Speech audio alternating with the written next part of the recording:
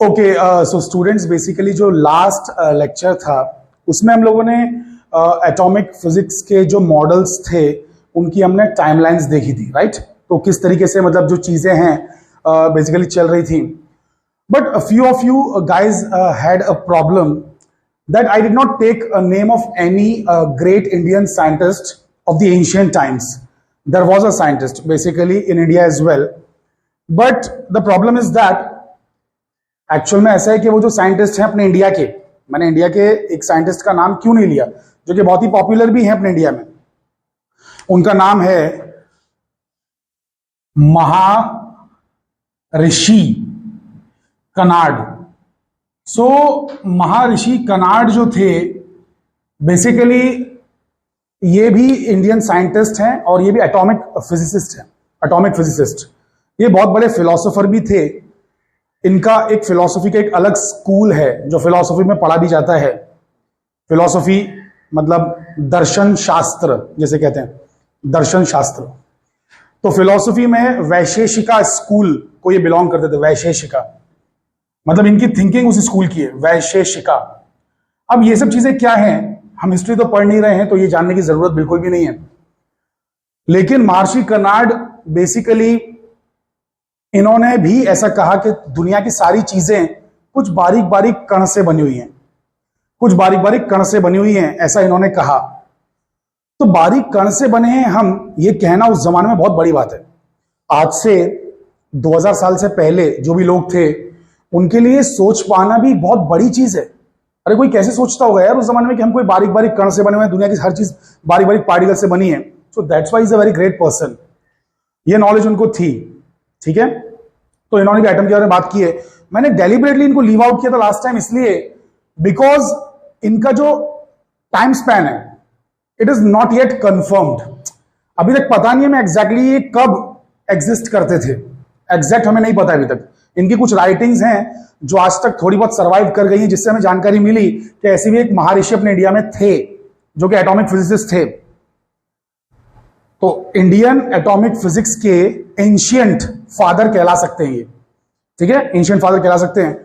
ऐसा कहा जाता है कि ये एग्जिस्ट करते थे बेसिकली कुछ 600 से 200 बीसी के बीच में. पता नहीं है कि कब. 250 बीसी भी हो सकता है, 350 बीसी हो सकता है, 400 बीसी हो सकता है, 500 बीसी हो सकता है. इनका लाइफ का जो स्पैन है वो कौन से बीसी में है हमें पता नहीं एग्जैक्टली, बट जहां तक हिस्टोरियंस को सबूत मिले हैं वो इस एज में कहीं लाई करते हैं. तो मुझे इनके बारे में श्योरिटी नहीं थी इसलिए मैंने इनका नाम पहले नहीं लिया था. But this made a few people unhappy. कुछ लोग नाखुश हो गए कि भाई इंडियन लोग भी इतने ग्रेट ग्रेट हैं, उन्होंने भी इतनी ग्रेट डिस्कवरीज की हैं, तो उनके बारे में भी कुछ बताइए.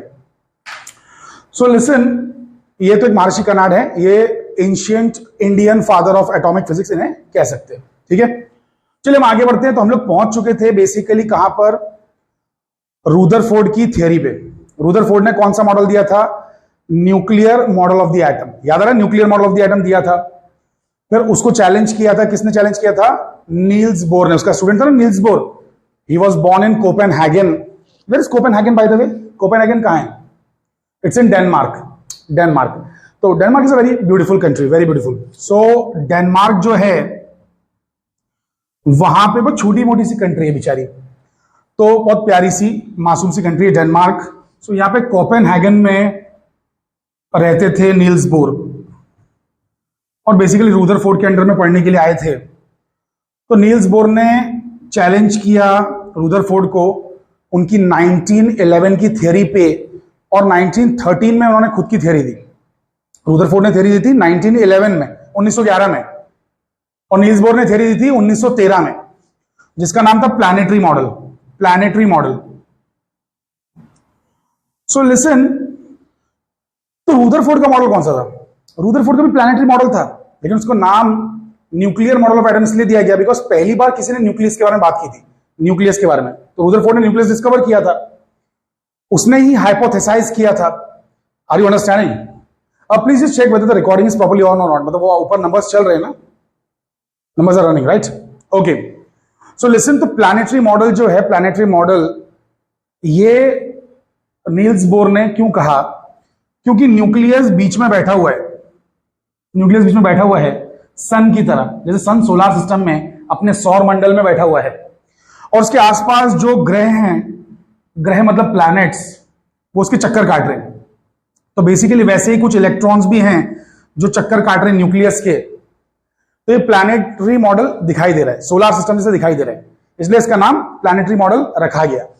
समझ में आ रही बात है? नाउ लिसन, बोर को, नील्स बोर को क्या प्रॉब्लम थी रूदरफोर्ड से? रूदरफोर्ड के मॉडल में क्या खराबी है? बहुत ध्यान से सुनना, रूदरफोर्ड का मॉडल ध्यान से सुनिए। रूदरफोर्ड कहता है कि सेंटर में एक छोटा हैवी पॉजिटिव न्यूक्लियस है। रूदरफोर्ड क्या कहता है? सेंटर में, एटम के सेंटर में एक बहुत ही हैवी, छोटा और पॉजिटिव न्यूक्लियस है और उसके आसपास घूम रहे हैं इलेक्ट्रॉन्स इन डिफरेंट ऑर्बिट्स, उसके आसपास घूम रहे हैं। ठीक है, अभी नील्स बोर ने क्या कहा सुनिए। नील्स बोर ने कहा कि सर इसमें दो गलतियां, इसमें दो गलतियां, दो गलती सुनिए ध्यान से तभी समझ पाएंगे। पहली गलती ये कि अगर सच में इलेक्ट्रॉन घूम रहा है न्यूक्लियस के अराउंड, इलेक्ट्रॉन चार्ज पार्टिकल है।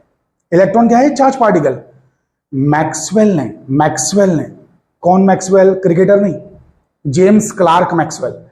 सो मैक्सवेल ने क्या कहा था कि कोई भी चार्ज पार्टिकल अगर एक्सीलरेट करेगा, एक्सीलरेट, सुन लीजिए मेरी बात ध्यान से, कोई भी चार्ज पार्टिकल अगर एक्सीलरेट करेगा तो बेसिकली वो एनर्जी एमिट करेगा, इलेक्ट्रोमैग्नेटिक एनर्जी के फॉर्म में एमिट करेगा।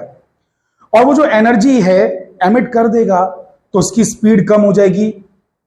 वो जब स्पीड कम होगी तो वो अंदर की तरफ न्यूक्लियस के पास गिरने लगेगा। समझ पा रहे हैं? आप लोग घबराइए मत कैमरे से, आप लोग बिंदास सवाल पूछिए, ठीक है? सो क्वेश्चन पूछिए, बल्कि और अच्छी बात है। सो बहुत ही ध्यान से सुनिए और समझिए कि जो आपका बेसिकली रूदरफोर्ड है उसने बोला कि न्यूक्लियस है और आजू बाजू में इलेक्ट्रॉन्स हैं, वो चक्कर काट रहे हैं। बोर ने कहा कि सर आपके मॉडल में प्रॉब्लम है। प्रॉब्लम यह है कि इलेक्ट्रॉन एक चार्ज पार्टिकल है और चार्ज पार्टिकल अगर चक्कर काटेगा, घूमेगा, गोल घूमेगा, तो वो एनर्जी बाहर फेंकेगा, एनर्जी बाहर फेंकेगा। क्यों बाहर फेंकेगा? क्योंकि मैक्सवेल ने अपने इलेक्ट्रोमैग्नेटिक थ्योरी में साबित किया है कि एक oscillating charge particle, accelerating charge particle energy फेंकता है। अब एनर्जी फेंकेगा तो एनर्जी लूज करेगा, एनर्जी लूज करेगा तो उसका ऑर्बिट छोटा हो जाएगा। जब उसका ऑर्बिट छोटा होगा तो वैसा स्पाइरल इनवर्ट करते करते करते करते करते आके न्यूक्लियस में गिर जाएगा, तो एटम एग्जिस्ट नहीं करेगा, एटम कोलैप्स हो जाएगा। एटम ही कोलैप्स हो गया। आप बोलेंगे सर एक सेकंड, आपकी बात समझ में नहीं आई। आपने कहा चार्ज पार्टिकल एनर्जी फेंकेगा कब? जब वो ऑसिलेट करेगा, यहां तो ऑसिलेशन नहीं दिख रहा है, या फिर एक्सीलरेट करेगा। एक्सीलरेशन यहां पर भी नहीं दिख रहा है। क्यों नहीं दिख रहा है? क्योंकि ये तो यूनिफॉर्म स्पीड से घूम रहा है। इलेक्ट्रॉन यूनिफॉर्म स्पीड से घूम रहा है ना, एक ही स्पीड से घूम रहा है ना। अरे planets in general elliptical orbit में अगर ना हो, सर्कुलर ऑर्बिट में हो, तो उनकी स्पीड बदलेगी नहीं, उनकी स्पीड एक ही रहेगी। तो एक ही स्पीड से इलेक्ट्रॉन घूम रहा है तो एक्सेलरेशन कहां है? आप लोग भूल रहे हैं 12th स्टैंडर्ड का चैप्टर पहला, रोटेशनल डायनामिक्स। उसमें आपको सिखाया गया था कि सर्कुलर मोशन में एक्सेलरेशन होता है, भले वो यूनिफॉर्म सर्कुलर मोशन क्यों ना हो। Uniform circular motion is an accelerated motion. अब आप बोलेंगे सर यूनिफॉर्म मोशन है, फिर एक्सेलरेशन कैसा? सुनिए, एक्सेलरेशन का जो रिश्ता है, एक्सेलरेशन का जो ताल्लुक है, स्पीड से नहीं है। एक्सेलरेशन का ताल्लुक स्पीड से नहीं है, वेलोसिटी से है। और वेलोसिटी एक वेक्टर है और वेलोसिटी बदल रही है। सर्कुलर मोशन में वेलोसिटी बदल रही है, ध्यान दीजिए। सर्कुलर मोशन अगर हो रहा है, पार्टिकल अगर यहां पे है तो उसकी वेलोसिटी कहां देख रही है? यहां देख रही है। पार्टिकल अगर यहां पे है तो उसकी वेलोसिटी यहां देख रही है। पार्टिकल अगर यहां पे है तो उसकी वेलोसिटी यहां देख रही है। पार्टिकल यहां पे तो उसकी वेलोसिटी यहां देख रही है। तो डायरेक्शन बदले चाहे वैल्यू बदले, वेलोसिटी बदल रही है। और वेलोसिटी बदल रही है मतलब एक्सेलरेशन हो रहा है। Are you understanding the point? Acceleration है। ये 12th स्टैंडर्ड का टॉपिक है, मैं यहां पे साबित नहीं करते बैठूंगा कि एक्सेलरेशन हो रहा है, बट एक्सेलरेशन हो रहा है। ये 12th स्टैंडर्ड में आप लोगों को जान लेना चाहिए। Are you understanding the point? Circular motion में वेलोसिटी का भले वैल्यू ना बदले, स्पीड पार्टिकल की सेम रहे, लेकिन बेसिकली डायरेक्शन तो बदल रहा है ना। तो डायरेक्शन बदला मतलब वेलोसिटी बदल गई। एक वेक्टर अगर इधर देख रहा है तो वो अलग वेक्टर है, भले उसकी वैल्यू मान लो 20 न्यूटन है, लेकिन अगर वो वेक्टर ऐसे दिखने लगा तो वो 20 न्यूटन और ये 20 न्यूटन सेम नहीं है, दोनों में जमीन आसमान का फर्क है। वरना फिर बना के फायदा क्या हुआ directions? Are you understanding it? तो वेक्टर्स जो हमने बनाए हैं उसके पीछे रीजन है। तो एक्सेलरेशन स्पीड पे डिपेंड नहीं करता है, तो स्पीड तो भले सेम है क्योंकि यूनिफॉर्म सर्कुलर मोशन है, लेकिन वेलोसिटी अलग अलग है क्योंकि डायरेक्शन अलग अलग है। और जब डायरेक्शन अलग अलग है, वेलोसिटी अलग अलग है, तो एक्सेलरेशन है। क्योंकि acceleration is what? Acceleration is what? Acceleration is basically rate of change of velocity, not the speed. Acceleration is rate of change of velocity. Acceleration is rate of change of velocity. I hope कि बात आपको समझ में आ रही है ना? तो acceleration rate of change of velocity है, तो velocity तो बदल रही है, भले वो मैग्नीट्यूड में नहीं बदल रही, डायरेक्शन में बदल रही है, डायरेक्शन में उसकी दिशा चेंज हो रही है, डायरेक्शन चेंज हो रहा है, बट बदल रहा है। तो ये पार्टिकल एक्सेलरेट हो रहा है, यूनिफॉर्म सर्कुलर मोशन में है, बट पार्टिकल एक्सेलरेट हो रहा है। और पार्टिकल अगर एक्सेलरेट हो रहा है तो एनर्जी फेंकेगा, तो एनर्जी जब वो रिलीज करेगा इलेक्ट्रोमैग्नेटिक फॉर्म में, तो वो अंदर आता जाएगा, घूमते घूमते स्पाइरल इनवर्ड मोशन परफॉर्म करके, स्पाइरल इनवर्ड मोशन परफॉर्म करके फाइनली न्यूक्लियस में आके गिर जाएगा और एटम कोलैप्स हो जाएगा। लेकिन ऐसे तो होता नहीं है, एटम्स तो हैं, मॉलिक्यूल्स उनसे ही बनते हैं, उनसे ही कॉम्प्लेक्स ऑर्गेनिक इनऑर्गेनिक मॉलिक्यूल्स बनते हैं, उनसे ही सेल ऑर्गेनेलीज बनते हैं। आपकी Golgi bodies, DNA double helix, mRNA, tRNA, ribosomes, endoplasmic reticulum, cytoplasm, protoplasm, nucleolus, ये सब उन्हीं से तो बन रहा है ना, एटम से ही बना है ना। तो एटम तो है, तो इसका मतलब ये नहीं हो रहा है ये झूठ है, ये मॉडल गलत है, ऐसा नील्स बोर ने आर्ग्यूमेंट दिया। Are you guys understanding what I am trying to say? So basically पहला आर्ग्यूमेंट क्या है नील्स बोर का? नील्स बोर कह रहा है रुदरफोर्ड को कि सर आपके मॉडल में इलेक्ट्रॉन चक्कर काट रहा है, आपने ये एक्सप्लेन नहीं किया कि एटम फिर स्टेबल कैसे है। अगर चक्कर काट रहा है तो वो एक्सीलरेटेड मोशन में है, एक्सीलरेटेड मोशन में अगर रहेगा तो मैक्सवेल ने कहा है कि एनर्जी लूज करेगा, तो घूम फिर के अंदर वो आके गिर जाएगा न्यूक्लियस में। जैसे कि मैं आपको बता दूं एक चीज, अगर इस वक्त आपने पकड़ के, मान लो एक आसमान से हाथ आया और उसने ऐसा अर्थ को पकड़ा और थोड़ा स्लो कर दिया, अर्थ अभी स्पीड में है कुछ, तो अर्थ वैसे बहुत खतरनाक स्पीड में है, अर्थ पागलों की तरह भाग रहा है, अर्थ की स्पीड 30 किलोमीटर पर सेकेंड है, 30 किलोमीटर पर सेकेंड, एक सेकेंड में 30 kilometre. Just imagine from CST to Thane, CST से निकला थाने पहुंच गया एक सेकेंड में, इतना तेज भागता है। अगर अर्थ एक ट्रेन होता तो दुनिया की सबसे फास्टेस्ट ट्रेन होता। Are you understanding it? तो अर्थ है ना, सीएसटी से निकलेगा एक सेकंड में थाने पहुंच जाएगा, जस्ट इमेजिन। आई होप ये सारी बातें आप लोगों को समझ में आ रही है। 30 किलोमीटर एक सेकंड में, इतना फास्ट भागता है अर्थ। तो अर्थ को अगर आपने पकड़ के स्लो कर दिया तो आप देखेंगे कुछ महीनों के बाद या मे बी एक साल के बाद अर्थ सन में गिर जाएगा। अर्थ यहां पर है बेसिकली क्यों? क्योंकि इस ऑर्बिट के लिए जो क्रिटिकल वेलोसिटी रिक्वायर्ड है वो उसके पास है। लेकिन अगर आपने उसकी स्पीड कम कर दी तो जो ग्रेविटेशनल पुल है ये इसे अंदर की तरफ बुलाते रहेगा, अंदर की तरफ बुलाएगा। और जब ये अंदर जाता होगा, अंदर की तरफ जाता होगा, तो बेसिकली ये फास्टर घूम के डायरेक्टली सन में गिर जाएगा। डायरेक्टली स्ट्रेट डाउन नहीं जाएगा। स्ट्रेट डाउन जाने के लिए, सन में डायरेक्टली जाने के लिए आपको अर्थ को पूरा रुकाना पड़ेगा। अर्थ को पूरा रुका दीजिए और छोड़ दीजिए, फिर अर्थ सन में जाके गिर जाएगा। लेकिन उसको भी टाइम लगेगा बिकॉज डिस्टेंस बहुत लंबा है। यहां से सन तक का डिस्टेंस 15 करोड़ किलोमीटर है, 15 crore kilometre. So it's not a very small distance, so it might take 1 or 2 years may be, but anyway गिरेगा। स्लो कर दिया तो भी गिरेगा स्पाइरल इनवर्ड होके, क्योंकि एनर्जी कम हो गई है। पहले एनर्जी सफिशिएंट थी, अप्रोप्रिएट थी, ऑप्टिमम थी, तो बराबर एक ऑर्बिट में घूम रहा था। बात समझ में आई? तो अगर इसने एनर्जी लूज किया तो ये स्पाइरल इनवर्ड मोशन परफॉर्म करके क्या होगा उसके साथ? गिर जाएगा। किसमें गिर जाएगा?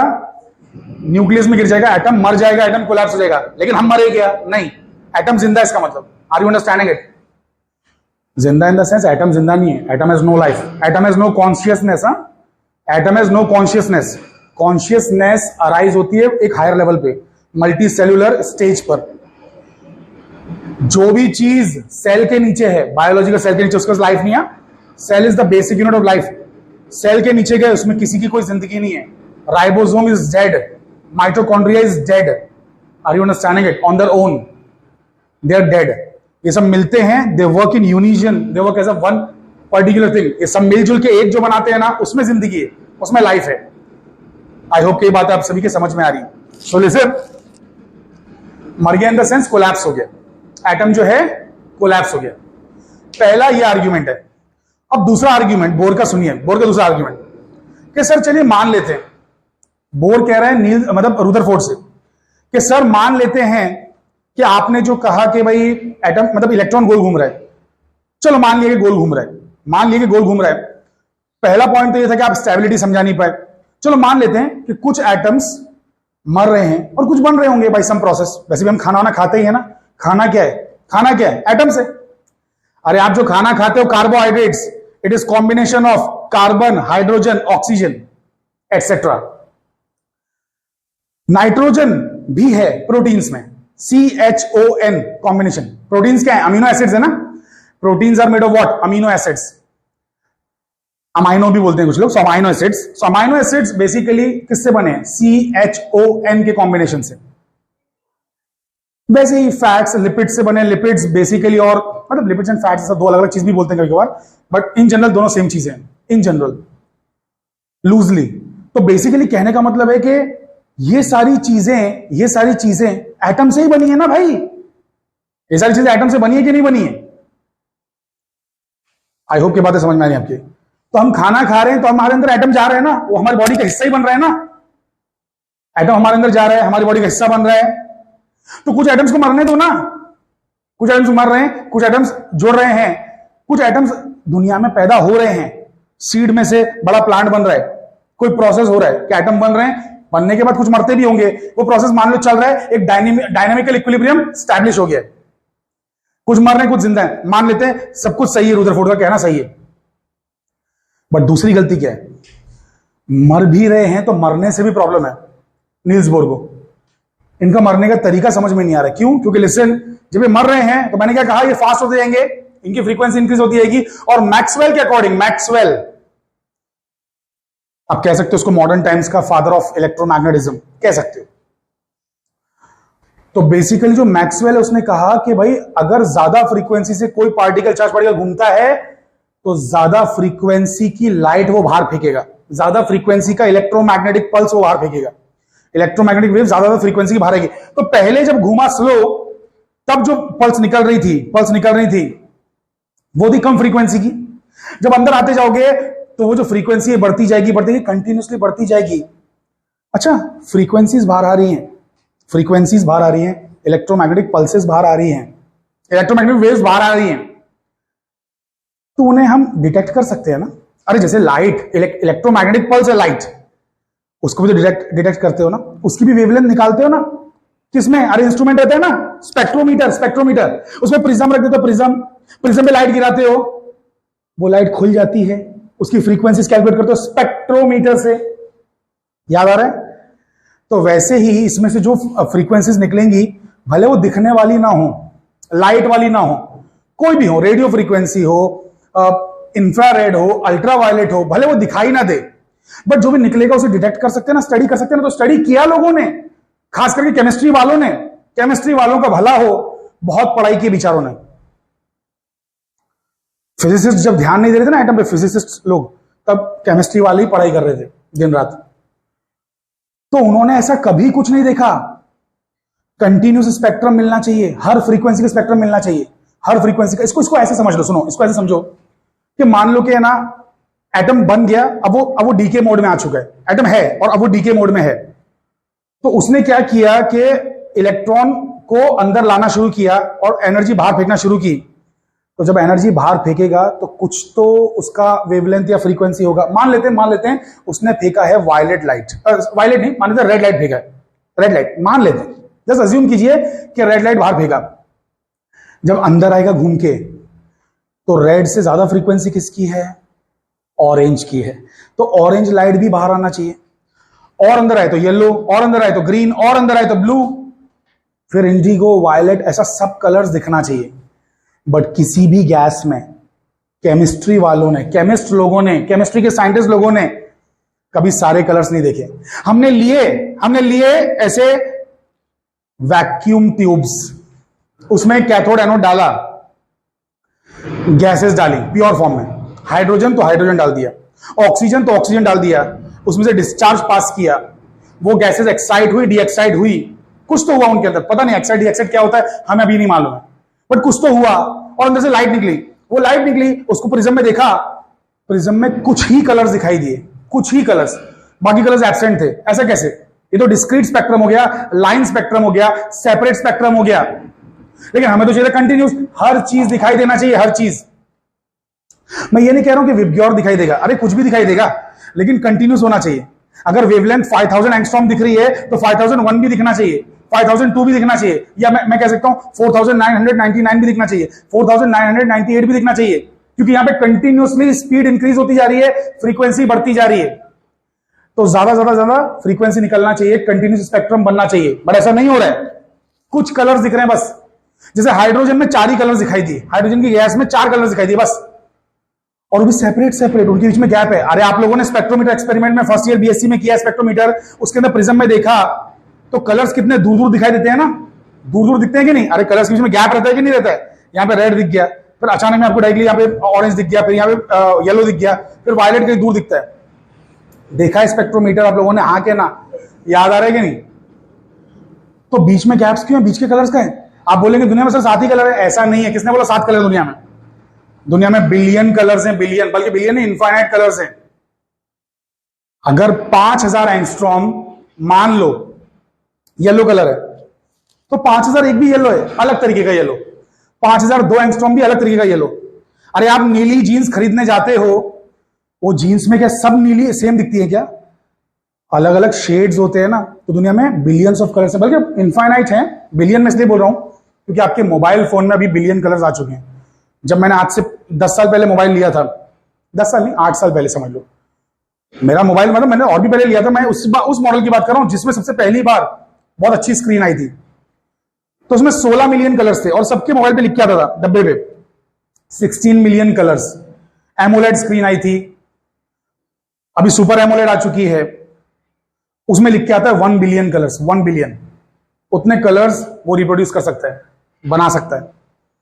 मोबाइल की स्क्रीन डेवलप कर सकती है, इसलिए इतना ज्यादा हाई कॉन्ट्रास्ट, क्लैरिटी और दुनिया भर की चीजें नजर आती हैं, एकदम क्रिस्टल क्लियर कलर्स नजर आते हैं ओरिजिनल फॉर्म में। बट कलर्स इनफाइनाइट है, तो 7 ही कलर्स नहीं है। लेकिन आपको 7 ही दिख रहे हैं, वो 7 नहीं एक्चुअली, वो 7 आपके गलतफहमी है, वो एक एक लाइन नहीं है, they are bands, they are bands basically. तो वो कैसा ना एक बैंड है, मान लो 5000 से लेके 5200 एंगस्ट्रॉम तक का बैंड है, 6000 से 6100 तक का बैंड है, समथिंग लाइक दैट। अब वो सब क्या है क्या नहीं है, let's not go into that, but ठीक है। एनीवे, कहने का मतलब है कि डिस्क्रीट स्पेक्ट्रम दिख रहा है यार, तुमने डिस्क्रीट स्पेक्ट्रम देखा है, तुमने कंटिन्यूस नहीं देखा कि यहां से मतलब पूरा भरा हुआ है कलर्स से, बट रियलिटी तो वही है। तो ये गलत है, फिर ये मॉडल गलत है। ये मॉडल में 2 खराबियां हैं। पहली खराबी, स्टेबल नहीं है, एटम को मर जाना चाहिए, चलो मरने दिया, अबे तो सही से तो मरो, कंटिन्यूस स्पेक्ट्रम दिखाओ ना, लाइन स्पेक्ट्रम क्यों दिख रहा है? तो ये 2 बातों से रुदरफोर्ड के मॉडल को बेसिकली लोगों ने कहा कि भाई रुदरफोर्ड जी आप रेस्ट कीजिए, अब आपका टाइम खत्म, आपके स्टूडेंट का टाइम स्टार्ट हो चुका है। तो नील्स बोर को कहा गया कि भाई कुछ बनाओ, मॉडल बताओ।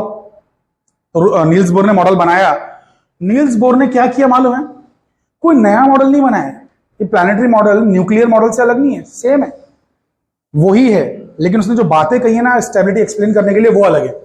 उसने एक्सप्लेन किया कैसे कैसे हो रहा है। उसने भी यही बोला कि इलेक्ट्रॉन्स गोल घूम रहे हैं, उसने भी यही बोला कि इलेक्ट्रॉन्स गोल घूम रहे हैं। तो लोगों ने बोला अरे भाई ये क्या दोगलापन है, सब दोगलापन है ये, आर यू अंडरस्टैंडिंग इट? उस जमाने में भी लोग अश्नीर ग्रोवर जैसे हुआ करते थे, पता है ना, अश्नीर ग्रोवर आजकल बहुत चल रहा है, शार्क टैंक इंडिया, मीम्स भी काफी बन रही है, सब दोगलापन है। Anyway, so listen very very carefully, बहुत ही ध्यान से सभी लोग सुनिए। बोर ने भी यही बोला, सेम बात। तो लोगों ने बोला भाई फिर तूने गलत क्यों साबित किया अपने सर को, जब तू भी यही बोल रहा है? नील्स बोर भैया, जब आप भी यही कह रहे हैं, if you are also saying the same thing कि इलेक्ट्रॉन्स गोल घूम रहे हैं, तो फिर आपके और उसके मॉडल में फर्क है। नील्स बोर ने बोला है फर्क, मैं बताऊंगा वो फर्क क्या है। तो उसने, नील्स बोर ने 3 पॉस्टुलेट्स दिए, बहुत ही ध्यान से सुनिए। एटम की स्टेबिलिटी एक्सप्लेन करने के लिए उसने 3 बातें कही जिन्हें हम कहते हैं पॉस्टुलेट्स। अब आप बोलेंगे सर ये पॉस्टुलेट बोले तो क्या होता है? What is the meaning of a postulate? Postulate क्या चीज है आखिर? पॉस्टुलेट ये ऐसी बातें हैं जो कि कही जाती हैं without any proof. There is no theoretical proof, there is no derivation. इसका डेरिवेशन नहीं किया गया, इसका कोई थियोरेटिकल सबूत नहीं है। अरे तो भाई क्यों माने फिर ऐसी बातों को? क्यों माने? क्योंकि ये बातें आपको जो एक्सपेरिमेंट में नजर आ रहा है ना, उससे मैच कर रही है। अब बोले सर वही तो सबूत हो गया ना। सबूत नहीं, वो अभी जस्ट कुछ तो दिख रहा है एक्सपेरिमेंट में, और वो चीज को एक्सप्लेन करने के लिए आपने कुछ कह दिया, फिर आपने वैसे ही एक्सपेरिमेंट किसी और चीज में परफॉर्म किया और रिजल्ट सिमिलर आया जो कि इस बात से मैच कर रहा है अगेन, तो ये बात यकीन करने लायक हो चुकी है कि ये जो एक रूल बोल रहा है, जैसे फॉर एग्जांपल आप एक कुछ रूल बनाइए। आप कहिए कि जब भी थोड़ा आसमान काला होता है बारिश होती है। आपने ऐसा स्टेटमेंट बना दिया। आपने सिर्फ एक ही बार जिंदगी में देखा, आपने एक बार जिंदगी में देखा कि आसमान काला हुआ, बारिश हो गई। अब आपने इसको स्टेटमेंट के फॉर्म में लिख दिया, ये पॉस्टुलेट हो गया, क्योंकि ऐसा हो रहा है, सबको दिख रहा है। अच्छा, अगर 10 में से कम 8 बार ये बात सही नहीं है तो आपकी बात को सीधा रिजेक्ट कर दिया जाएगा। एक आध बार ठीक है, एक आध गलती ओके, 10-20% की गलती चलेगा। एक आध बार आसमान काला हुआ लेकिन बारिश नहीं हुई, चलेगा। लेकिन अगर 10 एक्सपेरिमेंट में 10 बार किया गया और 50 बार काला हो रहा है, 50 बार आसमान काला नहीं हो रहा है, बारिश हो रही नहीं हो रही है, तो आपकी थ्योरी को, मतलब आपकी बात को रिजेक्ट कर दिया जाएगा। लेकिन इसने जो पॉस्टुलेट दिए उससे आप ऑलमोस्ट सही प्रेडिक्शन कर पा रहे थे सारी चीजों का, तो इसलिए इसकी बातों को पे यकीन किया गया। पॉस्टुलेट वो चीजें हैं। अच्छा, आप बोलोगे सर ये तो बिल्कुल ऐसा लग रहा है कि जैसे हाइपोथेसिस है। हाइपोथेसिस और पॉस्टुलेट में फर्क ही क्या रहा?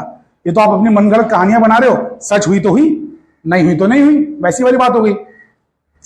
हाइपोथेसिस और पॉस्टुलेट में फर्क है। हाइपोथेसिस ये होता है कि आपने एक्सपेरिमेंट में भी देखा नहीं है, कुछ नहीं देखा है, आपने सिर्फ एक कहानी बना ली। आपको ऐसा लगता है कि ये सच होना चाहिए, आपको ऐसा लगता है, इसलिए आपने बोल दिया। अब एक्सपेरिमेंट वाले बाद में चेक करें 10 साल के बाद, 20 साल के बाद, 5 साल के बाद, या 1 साल के बाद, 1 महीने के बाद, उससे आपको कोई मतलब नहीं है। आपको ऐसा लगता है और आपने बोल दिया, इसे कहते हैं हाइपोथेसिस। यह हाइपोथेसिस हो गया। ऐसा दिख भी नहीं रहा आपको कहीं, ऐसा आपको कहीं दिख भी नहीं रहा है, कोई एक्सपेरिमेंट में दिख नहीं रहा है। तो अगर आप बिना एक्सपेरिमेंटल सबूत के अगर कोई बातें बोलते हैं, एक्सपेरिमेंट में भी नहीं दिख रहा है, तो वो हाइपोथेसिस है। आपको पता नहीं कि सच है कि नहीं, बट आपको ऐसा लगता है कि सच है। अच्छा, आपको लगता क्यों है कि सच है? क्योंकि बहुत सारी चीजें एक्सप्लेन नहीं हो पा रही है दुनिया में, तो उनको एक्सप्लेन करने के लिए आपने अपनी मनगढ़ंत कहानी बनाई है, बट ये बहुत बार सही साबित होता है। डी ब्रॉगलीज हाइपोथेसिस, वैसे डी ब्रॉगली गलत प्रोनाउंसिएशन है, जो हम लोग डी ब्रॉगली लिखते हैं ना, ये प्रोनाउंसिएशन बराबर नहीं है। It is de Broglie, it's de Broglie. So de Broglie's hypothesis, इसने जो हाइपोथेसिस दिया था ये महज हाइपोथेसिस बन के नहीं रह गया, ये पूरा थियरी में डेवलप हो गया बाद में। डेविसन जर्मर नाम के 2 साइंटिस्ट है, डेविसन एंड जर्मर, इन दोनों ने इसके हाइपोथेसिस को सही साबित किया था, उन्हें नोबेल प्राइज भी मिला था उसके लिए। तो हर हाइपोथेसिस झूठ हो ऐसा नहीं है। हाइपोथेसिस जो साइंटिस्ट देते हैं बहुत सोच समझ के देते हैं, हालांकि उसका ना कोई थियोरेटिकल सबूत है, ना कोई बेसिकली मतलब एक्सपेरिमेंटल सबूत है। हाँ, थियरी बना देते हैं, उसको सपोर्ट करने के लिए थोड़ा बहुत थियरी बना देते हैं, मैथ्स क्रिएट कर देते हैं। बिकॉज फिजिक्स में बिना मैथ्स, बिना एक्सपेरिमेंट के आपकी बात पे यकीन कौन करेगा? फिजिक्स की जबान है भाई मैथ्स, आपको कुछ तो बोलना पड़ेगा। Are you understanding it? तो इसने थियरी बनाया, मतलब वो हाइपोथेसिस है स्टार्टिंग में, बट सबूत मिल गए तो वो कंफर्म एक थियरी बन चुकी है। Are you understanding it? समझ में आ रहा है? अच्छा, ये फिजिक्स में हम लोग थियरी वर्ड क्यों इस्तेमाल करते हैं यार, जबकि तो फैक्ट है। एटॉमिक थियरी कि दुनिया की हर चीज एटम से बनी है, अबे तो फैक्ट है ना, उसको थियरी क्यों बोलते हो तुम लोग? हर चीज को साइंस में हम थियरी क्यों बोलते हैं? एवोल्यूशन थियरी, एटॉमिक थियरी, ये थियरी, वो थियरी, हर चीज की थियरी। जैसे कि पेड़ पौधों में खाना और पानी ऊपर कैसे जाता है एक एक ट्विग तक अगेंस्ट द ग्रेविटी, ये एक बहुत बड़ी मिस्ट्री है। इसे हम कहते हैं एसेंट ऑफ सैप। ये बायोलॉजी में आज भी बहुत बड़ी मिस्ट्री है, 100% कोई समझ नहीं पाया इस चीज को, कि पेड़ पौधे में रूट्स से खाना और पानी ग्रेविटी के अगेंस्ट चढ़ता कैसे है, एक एक ब्रांच, एक एक ट्विग, एक एक लीफ की एक एक वेन में कैसे पहुंचता है। Are you understanding it? But ये भी एक थियरी है। हम फैक्ट्स क्यों नहीं बोल रहे कोई चीज को, किसी चीज को फैक्ट क्यों नहीं बोल रहे? क्योंकि साइंस में there is always scope of improvisation. चीजों को बेहतर बनाने का स्कोप हमेशा रहता है। फैक्ट बोल दिया वो अल्टीमेट लकीर हो गई, लक्ष्मण रेखा, बस खत्म, इसका ही कुछ नहीं है, गलत। साइंस में हमेशा चीजें सुधरती हैं जमाने के हिसाब से और प्रिसाइज होती हैं। हम लोग जिस मोड़ पर इस वक्त खड़े हैं, हम लोग इतने प्रिसाइज हो चुके हैं कि कभी कभार ऐसा लगता है कि इससे ज्यादा और क्या प्रिसाइज होंगे। बट हमेशा एक ऐसी चीज मिल जाती है नई, जिसको फिर हमारी पुरानी थियरीज एक्सप्लेन नहीं कर पाती हैं, और फिर हमें लगता है नहीं यार, अभी तो बहुत कुछ ढूंढना बाकी है। अब जानते हैं कि कितनी जबरदस्त लेवल पे हम जा चुके हैं, कितना प्रिसाइज हो चुके हैं हम लोग, फिजिक्स कितना आगे बढ़ चुका है। जानते हैं फिजिक्स कितना आगे बढ़ चुका है? जानते हो 1 सेकंड किसे कहते हैं? 1 सेकंड किसे कहते हैं? Although I'm digressing from the topic right now, but this is very important for you guys because these are introductory lectures. तुम लोगों को समझना होगा फिजिक्स किस लेवल पे जा चुका है। 1 सेकंड किसे कहते हैं? Tick of a clock. Is that a 1 second? No, that's not how we define it. That's how a common man defines it. That's how a layman defines it. We don't define it like that. हम लोग उसको ऐसे परिभाषित नहीं करते हैं, हम उसकी परिभाषा ऐसे नहीं देते हैं। 1 सेकंड जानते हो क्या है? 9192631770 vibrations of radiation corresponding to the transition between two hyperfine levels of cesium 133 cesium 133 atom is called as 1 second. I'll repeat again. The time duration of 9192631770 vibrations of radiation corresponding to the transition between the two hyperfine levels of cesium 133 atom is called as 1 second. तो आप समझ सकते हैं कि physics कितना precise हो चुका है। 1 सेकंड डिफाइन करने के लिए इतने बड़े बड़े नंबर्स, इतने बड़े बड़े सेंटेंसेस का यूज किया जा रहा है। ये आप लोगों को डराने के लिए नहीं है, आप लोग घबरा जाए इसलिए नहीं है। ये मेरा ये बताने का इस वक्त ये मकसद था कि हम लोग बहुत ही प्रिसीजन की तरफ बढ़ रहे हैं। फिजिक्स बहुत ही एडवांस हो रहा है। Physics is called as an exact science. हम लोग एग्जैक्ट वैल्यू जानने में हमेशा उत्सुक रहते हैं, क्यूरियस रहते हैं। भौतिक शास्त्र को हम उस लेवल पे ले जाना चाहते हैं जहां पे हमें हर चीज का एग्जैक्ट मीनिंग पता हो, एग्जैक्ट वर्जन पता हो। हम जानना चाहते हैं भूकंप एग्जैक्टली कैसे आता है, कितनी फ्रीक्वेंसी का आता है, उसे कंट्रोल कैसे किया जाए। हम जानना चाहते हैं कि बारिश को कैसे कंट्रोल किया जाए। हम जानना चाहते हैं कि बेसिकली जो बिजली कड़क रही है इससे कैसे बचा जाए, इसमें कितने वोल्ट्स हैं, कितने एम्पियर्स है। हालांकि सब कैलकुलेट हो चुका है, बट इसका और डिटेल लेवल, इसे कैसे बचा जाए। बल्कि जब बिजली गिरी तो उससे लोग डरे नहीं, लोगों को अफेक्ट ना हो, जान माल का नुकसान ना हो, बल्कि उसको हम अपने घर की बिजली, अपने घर की चक्की, अपने घर का मिक्सर चलाने के काम में ले ले। Are you understanding it? तो फिजिक्स यही चीज परस्यू कर रहा है। So now listen very carefully. तो पोस्टुलेट का मतलब आपको समझ में आ गया होगा कि कुछ तो एक्सपेरिमेंट में दिखा, उसको देख के आपने कुछ बातें कही और वो बातें 3, 4, 5 एक्सपेरिमेंट्स में सही साबित हो रही हैं। तो इसलिए उस पोस्टुलेट को आप रख रहे हैं, बाहर नहीं निकाल दे रहे, धक्का मार के हटा नहीं दे रहे। Are you understanding it? आप उसको डस्टबिन में नहीं डाल रहे हैं, आप उसको बातें को समझ रहे हैं। That's called as a postulate. I hope आपको बातें समझ में आ रही है। आ जाइए, संभाल के जरा जाना अंदर, ठीक है? आपने पॉज किया? Okay, fine. So don't be late for the lectures. What is the use if you are coming after half a lecture? Lights क्या करूं? ऑन करूं कि ऑफ करूं? सब तो ऑन ही है।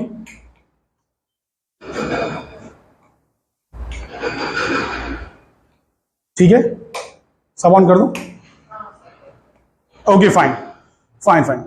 Okay, so listen very carefully. तो पोस्टुलेट और हाइपोथेसिस में क्या फर्क है कि हाइपोथेसिस जो होता है वो अपनी मर्जी से आपने दिया, थोड़ा बहुत उसके साथ मैथ्स दे दिया सपोर्ट के लिए। पोस्टुलेट वो होता है कि जिसको आपने एक्सपेरिमेंट में कुछ तो देखा, कुछ चीजें वैसे दुनिया में हो रही हैं और आपने उसके लिए एक स्टेटमेंट बना दिया, दैट्स अ पोस्टुलेट। तो नील्स बोर ने 3 पोस्टुलेट्स दिए। आइए उनको समझने की हम कोशिश करते हैं कि नील्स बोर के आखिर वो क्या पोस्टुलेट्स थे, ठीक है? But I don't think that the time will permit us to do so, right? We are almost at the end of the lecture. So there is no point in going ahead. So we'll have to stop here. सो यहां तक आप लोगों के साथ सफर बड़ा सुहाना रहा। सो बाकी अगली जो बातें नील्स बोर की 3 पोस्टुलेट्स उसको हम देखेंगे अगले एपिसोड में।